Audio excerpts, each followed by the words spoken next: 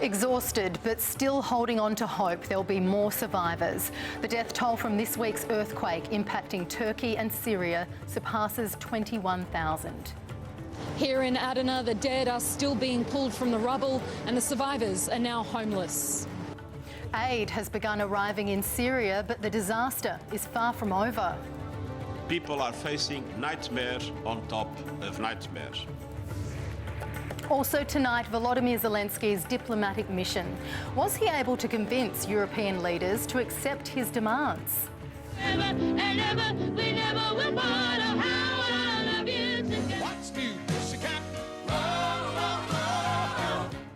The enduring melodies of Burt Bacharach, the composer behind some of the best-known musical masterpieces, dies aged 94.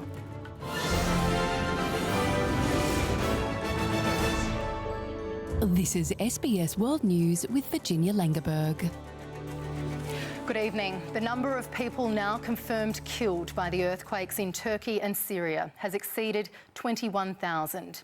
Turkey's president has called the tragedy the disaster of the century, while the United Nations has warned of a second humanitarian disaster, with hundreds of thousands of survivors homeless.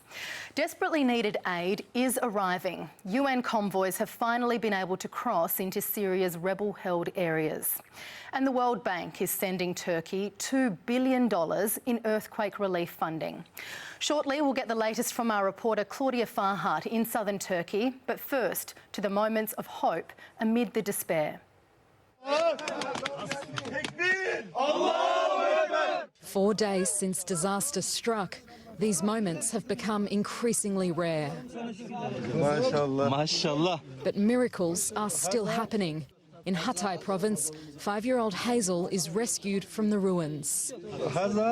She remains calm. Would you like a drink of water? One volunteer asks. No, Hazel replies. I haven't been examined yet.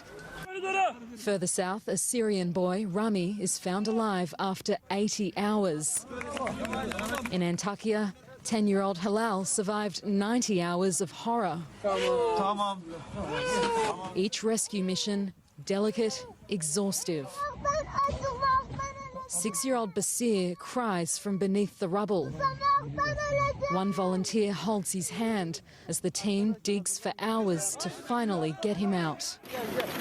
Near the quake's epicentre in Kahramanmaraş, an elderly woman is saved, carried away as one volunteer, overwhelmed, sits on the rubble and weeps.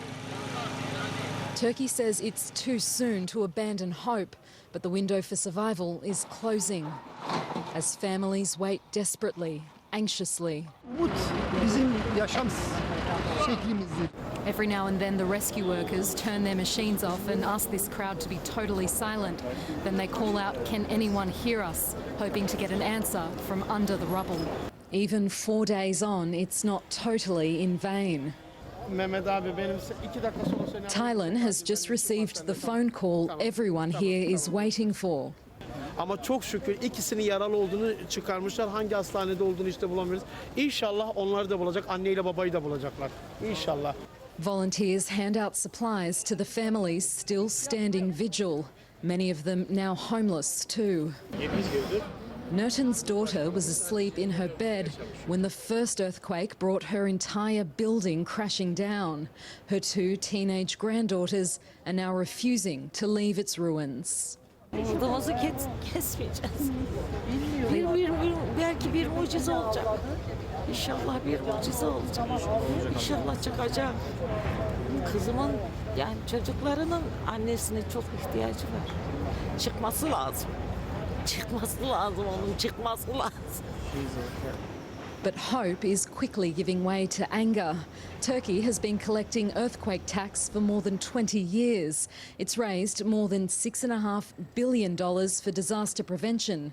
The people who paid up now wondering where their money went. Bu olayı biz 20 senedir biliyorduk geleceğini halk olarak ama hükümetimiz bilmemezlikten geldi. Complaints persist in some cities like Antakya that professional Turkish teams are yet to arrive. But the president maintains Ankara is now doing all it can, continuing his visit of disaster zones, Recep Tayyip Erdogan pledging $500 to each person affected by the quake. His office releasing this vision showing 16 babies who survived in Kahramanmaraş being flown out on the presidential jet with the First Lady and taken to a hospital in the capital. But as a clearer picture emerges of the scale of devastation, the UN is now raising the alarm of a secondary disaster. Hundreds of thousands of people, it says, are homeless and have little access to food or fuel. Hotels have thrown open their doors for some, but many people remain camped on the streets in sub-zero temperatures. Survivors barely surviving. The death toll still climbing, mass grave sites growing. The departed, for many, their names not yet known, buried in line with Islamic tradition. A catastrophe that's crushed a region and the hearts of its people.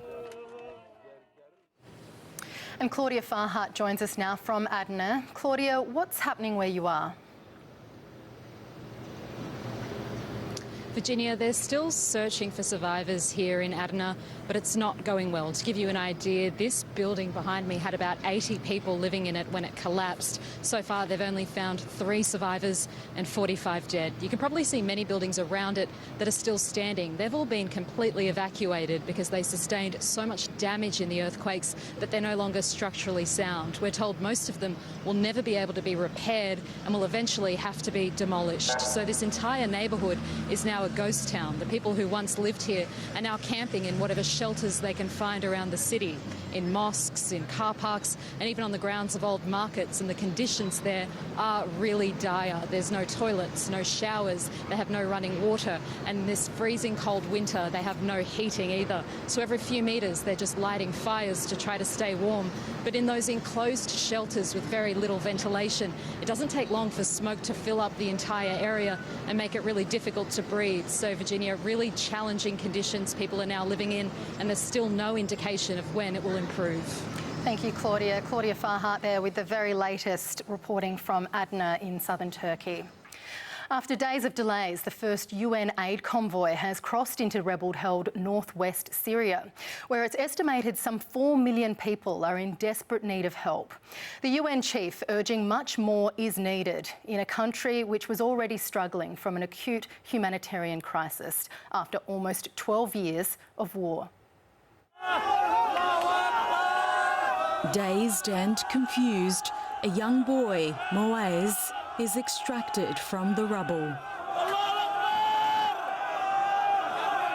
To booming cheers from crews and local residents. As he's rushed into an ambulance, the relief of being alive turns into unbearable pain. As he learns about the fate of his family, all killed in the earthquakes.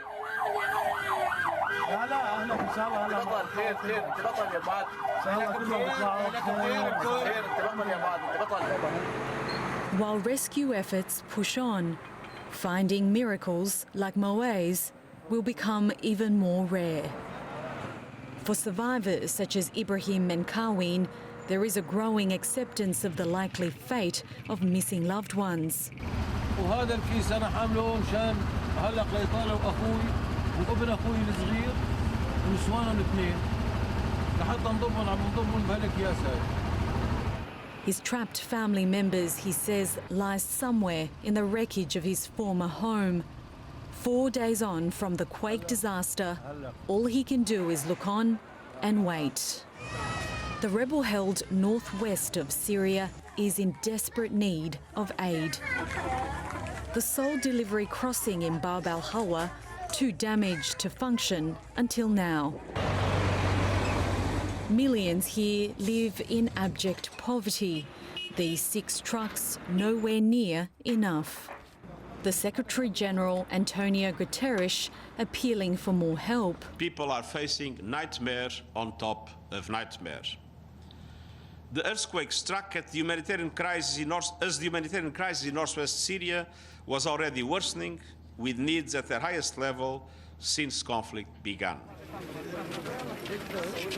Before the UN convoy arrived, the only cargo coming across this border was a stream of bodies. Grief-stricken survivors carrying the remains of loved ones. Many had fled the civil war, now killed by natural disaster. And if the woes of millions living in these areas wasn't enough, this village in northern Syria is now virtually underwater after a dam collapsed. In the midst of the chaos and destruction, some good news. This baby girl, born under the rubble 3 days ago, but the only survivor in her family, is doing well. البنت ولله الحمد البنت سميناها آية مشان ما نضل صح لحديث ولادي. البنت الحمد لله وضعها أفضل. وزني خفاني. She'll be cared for by her great uncle once she's released from hospital. Doctors say if she stayed just 1 more hour under the wreckage, she would have died. Aya, a symbol of hope, of survival and of tragedy. Lynn Evelyn, SBS World News.